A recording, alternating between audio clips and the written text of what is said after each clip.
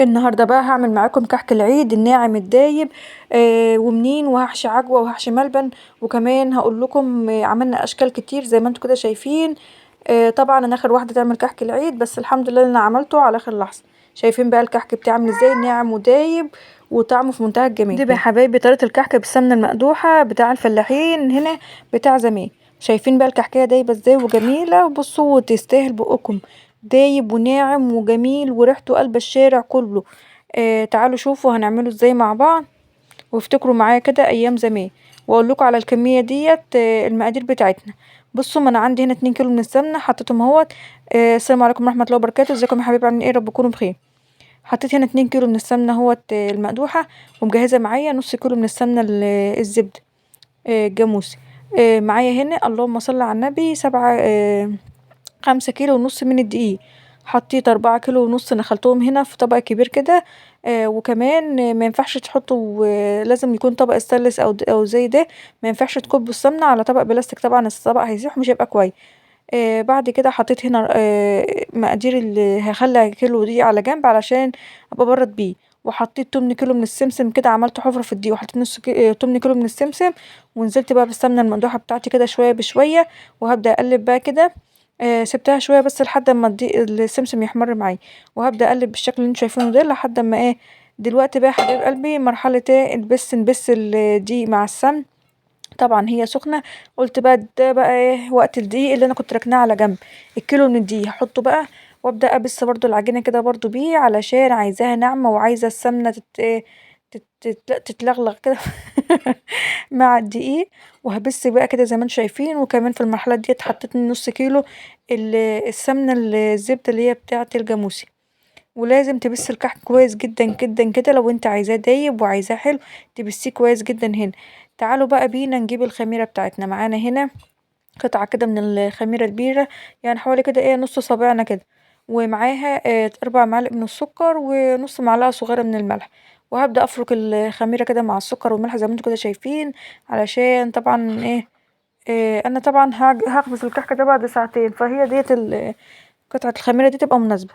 حط بقى هنا شوية لبن دافي كده، بصوا، او بارد عادي، بس اهم حاجه ما يكونش ساقع من التلاجة. واقلب بقى كده وهنزل بقى بالخليط بتاع الخميره كده. وبعدين بحط اللبن شويه بشويه. بصوا، من العجينه احتاجت معايا حوالي 2 كيلو بقى من اللبن. وكل ما احط اللبن نبدا نعجن زي ما انتوا كده شايفين، نضيع اللبن. ونعجن اللبن في قلب العيش العجين. بعد كده تعالوا بقى نجهز بصوا ادي العجينه. انا هنا بوريكم ان انا بختبر العجينه بتاعتي. هقول لكم ازاي دلوقتي تعرفوا ان هي كده مش محتاجه لبن تاني. العجينه هي الطريه، العجينه هي ناعمه.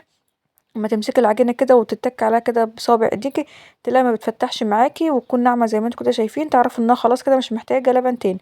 وامسك بقى قطعه كده من العجينه نكورها كده زي ما انتوا كده شايفين. كور بقى صغيره كده اهيت. ونعمل صابعنا كده، نضغط بصابعنا كده جواها، نعمل حفره كده.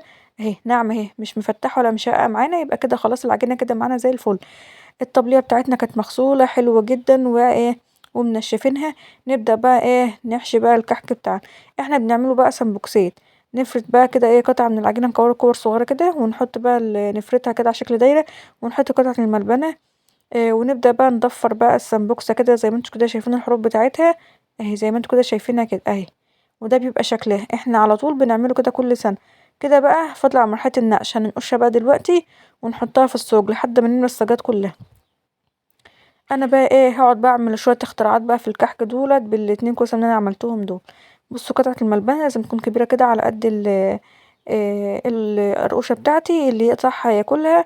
يلاقيها كلها مليانه ملبن من جوه، مش تبقى انها حته كده فيها ملبن وحته ما فيهاش. وبعد ما خلصنا، عايزه اقول لكم بقى هعمل بقى شويه منين. نص العجينه هعملها سمبوكسات زي ما انتوا كده شايفين. وادي بقى النقش بتاعنا بالمنقاش. بصوا كده على ايدينا ناخد الكحكايه كده، ونبدا ننقشها كده زي ما انتوا شايفين. تعالوا بقى شوفوا هنعمل ايه بقى بقيه العجين. هنا بقى جبنا برضو قطعه صغيره كده من العجين، فردتها وحطيت عليها قطعه من العجوه على شكل دايره. وكمان حطيت لها قطعه كمان من العجين. وهبدا بقى اعملها بالشكل ده. هنبدأ بقى دلوقتي نضفرها برضو، مش هنسيبها كده وخلاص.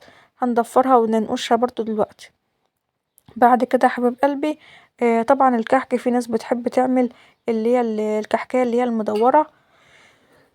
مفيش مشكلة خالص. انا برضو قلت هعمل كحك برضو صغير كده سادة، بحيث برضو هحط عليه سكر نعمل بودرة بقى اللي بيبقى احنا حلو وجميل. عايزينه في الكحك. بصوا برضو المنين انا ما بحطش زيت عن العجينة، هي نفس العجينة هي اللي انا برضو بعمل بيها المنين. بس اهم حاجة انا مقسمة هو جزء من الطبلية، احنا في نص جزء مننا بيعمل القرايش وفي جزء مننا بيعمل المنين، علشان برضو ما نقعدش على حاجة واحدة. شايفين بقى بصوا الوردة هي بتضفرها هي عشان تبدأ انها تتنقش. تعالوا بقى هنا بقى ايه نمسك بقى المنين. طبعا انا عندي هنا حبايبي جبت بيضة وحطيت عليها كيسين من الفانيليا، وجبت بقى الفرشة بتاعتي. اللي انتوا شايفينه بيتقطع ده بالسكينة ده منين اهوت محشي عجوة. انا جايبة نص كيلو من العجوة، وجايبة كمان كيلو من الملبن، مقطعاه شرايح كده قبل ما نبدأ في العجينة خالص. بعد كده بقى تعالوا بقى زي ما انتوا كده شايفين نبدأ نقطع ال القطعة كده من العجين، نعمل قدوسات كده ونبدأ ان احنا نفردها زي ما انتوا كده شايفين. خلاص كده احنا خلصنا مرحلة بقى الكحك المنقوش. نبدأ ندخل بقى على مرحلة المنين، وبعد كده بقى بالعجلة كده ناخد بقى ايه نسوي حروف العجينة، ونفردها كده على شكل رول كده ونبططها كده على شكل رول. وبعد كده بقى حبيب قلبي نسواها كده بالفرشة، ونبدأ بقى نحط فيها الملبن بتاعنا أو العجوة اللي احنا هنحشيه، ونتني حرف العجينة على الناحية التانية، ونبدأ بقى ايه يعني نقطعها نسويها كده نظبطها، وبعد كده ايه ندهنها بالبيض، وبعد كده نحط عليها رشة من السمسم. ما تحطوش سمسم كتير عشان السمسم الكتير بيقع من على المنين، خلوه بس حاجة بس خفيفة كده، بيبقى جميل. وبيدي البيض بيخليها بيديها لون برضو ذهبي وحلو.